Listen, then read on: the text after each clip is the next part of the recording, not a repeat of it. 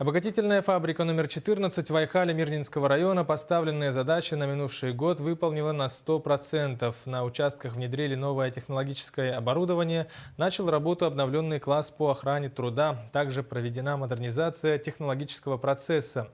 Какими еще результатами работы может гордиться коллектив фабрики по итогам прошлого года, расскажет Оксана Мезенцева.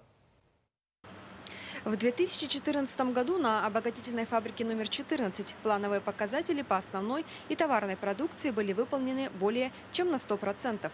Так добыто более 9 миллионов карат алмазов, из них 941 крупный и особо ценный кристалл, в том числе 643 ювелирных. Ежегодно на фабрике проводится техническое перевооружение.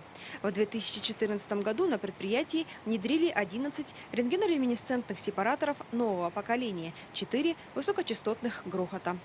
Кроме того, в 2014 году начал работу на предприятии обновленный класс по охране труда. Мы планируем получить и внедрить 2 тяжелосредных модуля, так называемых ТСУ, еще 4 единицы высокочастотных грохотов, рентгенографический сепаратор, трибоэлектростатический сепаратор, 9 единиц рентгенолюминесцентных сепараторов.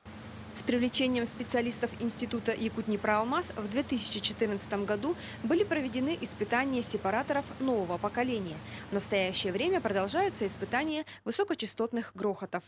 Весьма успешно ведется на фабрике рационализаторская деятельность. Работа по обучению персонала ведется. В течение года мы обучили специалистов по таким специальностям, как бункеровщик, слесарь, машинист мельниц, газоэлектросварщик. Ну и ежегодно у нас ведется повышение квалификации.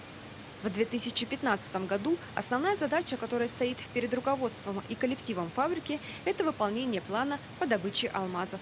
Продолжится работа по усовершенствованию производства, увеличению производительности и извлечения, улучшению качества добываемых кристаллов, а также по снижению затрат на добычу. Оксана Мезенцева, Андрей Шаповалов, телерадиокомпания «Алмазный край».